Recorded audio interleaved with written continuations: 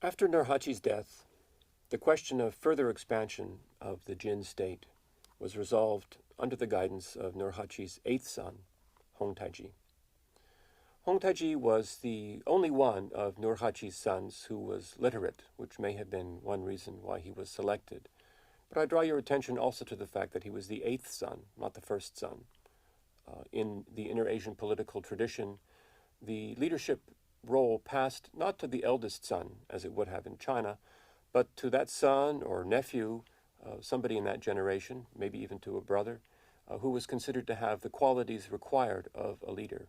And this decision was made in a council that met at the time of a ruler's death. This is one way in which we can see that the political traditions of the Manchus were quite distinct from those of the Chinese. And it led, in fact, to a succession of very remarkable men who were very capable and helped to lead the state to its very successful development in the 17th and 18th centuries. Hongtaiji realized quite well the circumstances he faced, the problems he faced, and he was also quite conscious of replaying the role of earlier Inter-Asian conquerors, of the Liao, the Jin, and the Yuan.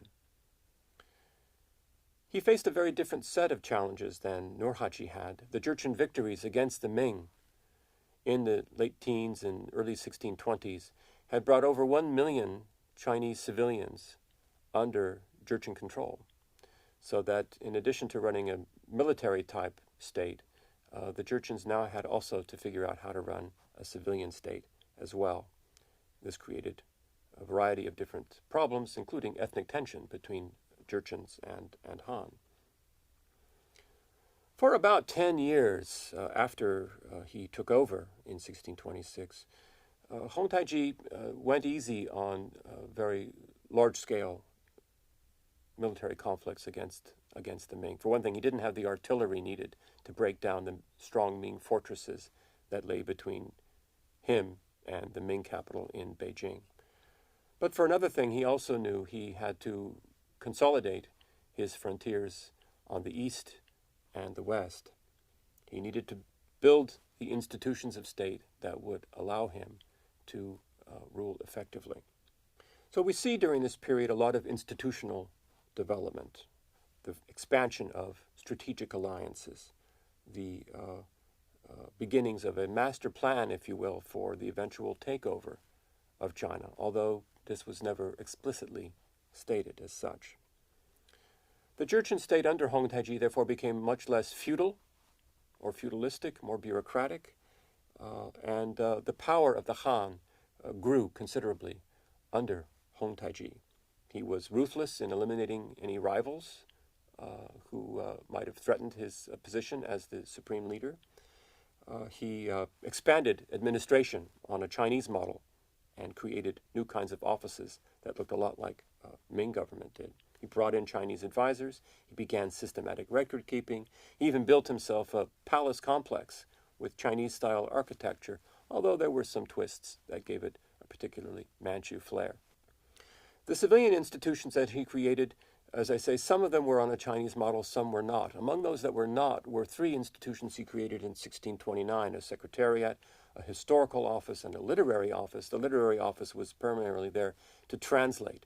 He began the project of translating large amounts of philosophical and historical, some strategic works in the Chinese language into Manchu. There were some significant linguistic reforms at this time to cope with the influx of many, many more Chinese words into the Manchu language at this time.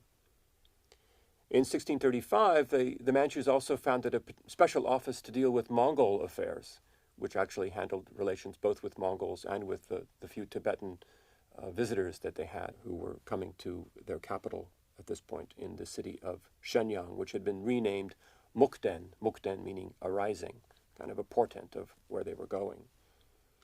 But on a Chinese model, Hongtaiji also established 6 boards, with which you're already familiar, and a censorate, and Han Chinese officials were appointed to many offices serving the Jurchen Han. Perhaps Hongtaiji's greatest innovation, though, was to rename his people and rename his state.